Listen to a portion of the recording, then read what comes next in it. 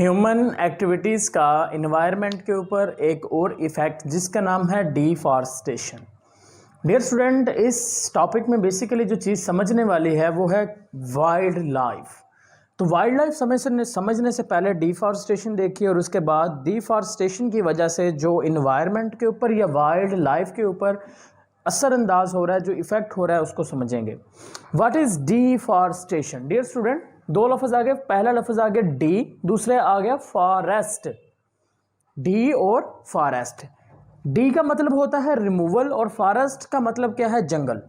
तो वो तो सभी को पता है जी, फॉरेस्ट का मतलब क्या है? जंगल। लेकिन डी का मतलब क्या है यहाँ पर?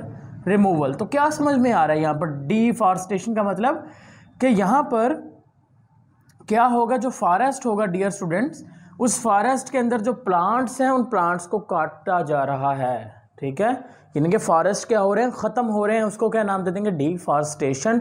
तो मैं सिंपल से आपको बताऊंगा कि जब हम फॉरेस्ट में से लकड़ी को काटते हैं, क्यों काटते हैं? दो तीन रीज़न हो सकती हैं। पहली रीज़न ये हो सकती है कि हम डियर स्टूडेंट्स घरों में फर्नीचर वगैरह बनाने के लिए या फिर बिल्डिंग्स बनाने के लिए लकड़ी जहाँ पर इस्तेमाल होती है उसके लिए लकड़ी को काटा जाता है जंगलात से। या फिर डियर स्टूडेंट इसके अलावा ईंधन के तौर पर काटा जा सकता है, यानी कि ईंधन के लिए हम लकड़ी काट सकते हैं। या फिर जैसे आबादी बढ़ रही है, आबादी के बढ़ने के बाद कोई जगह भी तो चाहिए रहने के लिए, इसी वजह से जो जंगलात काटे जा रहे हैं ताकि वहाँ पर मकान बनाए जा सके। तो डियर स्टूडेंट, ये चंद एक रीजंस हैं जिसके वजह से क्या किया जा रहा है? क्लियर किया जा रहा है फॉरेस्ट को, या कट किए जा रहे हैं। फॉरेस्ट में से प्लांट्स को क्या किया जा रहा है? कट किया जा रहा है। उसको क्या नाम दे देंगे? डिफॉरेस्टेशन। तो इसी को जरा डेफिनेशन के फॉर्म में लेके आ रहे हैं, यानी कि क्या कट करना है? Cut down. किस चीज को कट डाउन करना है? कट डाउन ऑफ प्लांट्स और trees. Cut down of trees. कहां से काटने हैं ट्रीज को? From forest. From forest. उसको क्या नाम दे देंगे?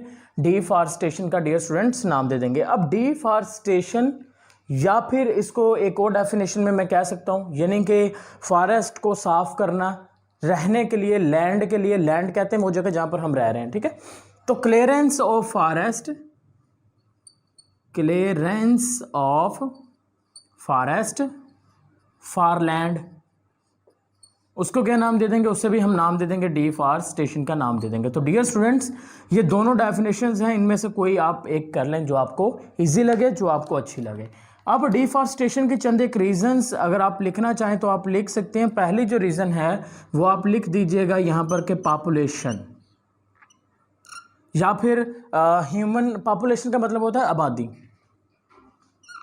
ठीक है, ह्यूमन पॉपुलेशन पहली रीजन आ गई जिसकी वजह से डिफॉरेस्टेशन करना पड़ रहा है।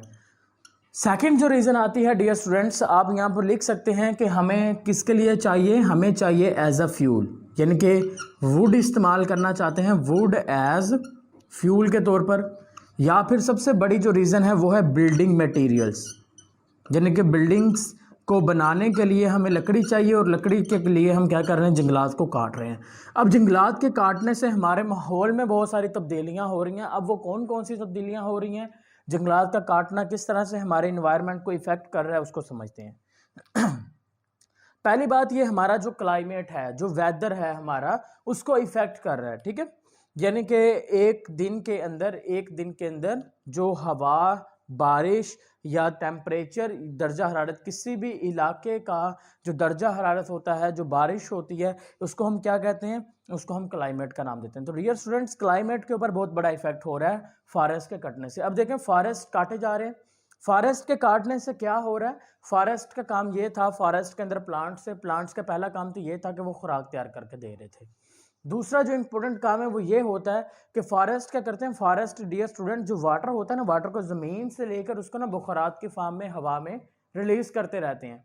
जिससे क्या होता है? जिससे डियर स्टूडेंट जो बुखारात हैं वो ऊपर चले जाएंगे, जब ऊपर जाएंगे फिर भारी हो जाएंगे, फिर वो बारिश की फॉर्म में नीचे भी आते हैं। यानी कि बारिशों के लिए बहुत ज़्यादा ज़रूरी होता है। टेम्परेचर को मेंटेन करने के लिए फॉरेस्ट बहुत ज़्यादा ज़रूरी होते हैं। हवा को साफ करने के लिए बहुत ज़्यादा फॉरेस्ट ज़रूरी होते हैं। अब फॉरेस्ट काटे जा रहे हैं। फॉरेस्ट के काटने से क्या होगा? जो क्लाइमेट होगा वो बद से बदतर होता चला जाएगा, टेम्परेचर बढ़ता चला जाएगा। Is it clear? अब डियर स्टूडेंट, किसी भी इलाके के या किसी भी कंट्री के कम से कम 25% रकबे पर प्लांट्स होने चाहिए, फॉरेस्ट होने चाहिए। लेकिन पाकिस्तान के सिर्फ कितने फीसद रकबे पर है? सिर्फ ओनली 5%। पाकिस्तान का सिर्फ 5% इलाका ऐसा है जहाँ पर फॉरेस्ट है, बाकी हिस्सों पर फॉरेस्ट नहीं है। और पाकिस्तान के अंदर एक फॉरेस्ट का नाम आपने सुना होगा, छंगा मांगा का जंगल। वो एक कुदरती फॉरेस्ट नहीं है, वो आर्टिफिशियल फॉरेस्ट है, वो खुद बनाया गया है, इंसानों ने उसे बनाया।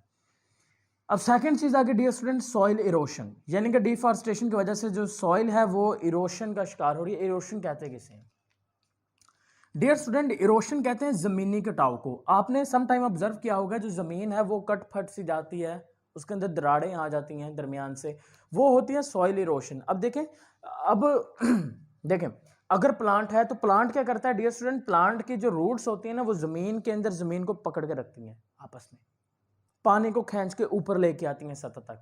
लेकिन अब क्या हुआ, अब प्लांट्स नहीं है, तो प्लांट्स के ना होने की वजह से जो जमीन है वो बिल्कुल जकड़ी नहीं रह सकती, पानी ऊपर भी नहीं आएगा। तो क्या होगा, जमीन जो होगी वो जमीनी कटाव का शिकार हो जाएगी, खराब हो जाएगी, उसको हम कल्टीवेट नहीं कर सकेंगे, यानी कि वहां पर फसलें नहीं उगा सकेंगे।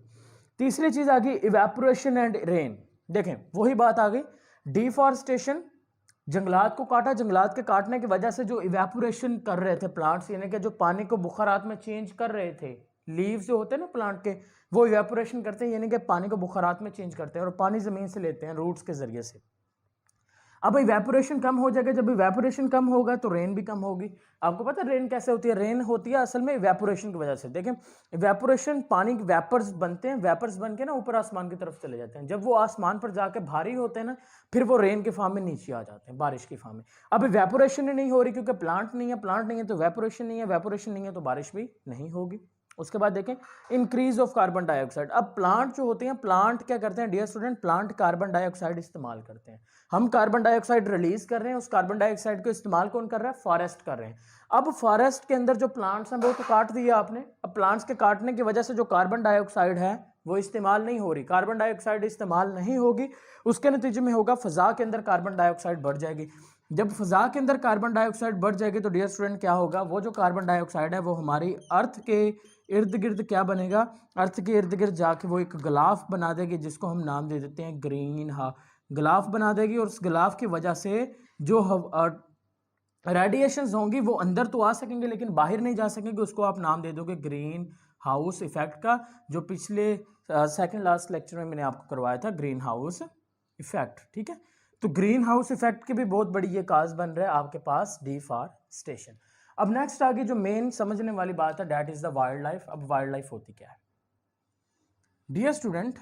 वाइल्ड लाइफ के अंदर वो तमाम पौधे, वो तमाम एनिमल्स इंक्लूड किए जाते हैं जिनको आप घर में ना तो उगा सकते हैं ना ही पाल सकते हैं, वो जानवर जिनको हम घरों में नहीं पाल सकते, और वो पौधे जिनको आप घरों में नहीं उगा सकते, वो सारे के सारे क्या बनाते हैं? वाइल्ड लाइफ बनाते हैं। अब वाइल्ड लाइफ का काम क्या होता है डियर स्टूडेंट? जो वाइल्ड लाइफ है ये सारी की सारी जितनी भी इसके अंदर एनिमल्स आते हैं या प्लांट्स आते हैं, वो सारे के सारे कहाँ पर मौजूद होंगे? These all are present in the forest. वो सारे के सारे जंगल में मौजूद है, क्योंकि हम ना तो उन्हें उगा सकते हैं ना ही उन्हें हम घरों में पाल सकते हैं। चाहिए तो अब वो सारे के सारे कहाँ पर मौजूद है? जंगल में मौजूद है। यानी कि उनका जो फॉरेस्ट के अंदर उनका क्या है, उनका हैबिटेट जो होगा वो कहाँ पर होगा? फॉरेस्ट के अंदर।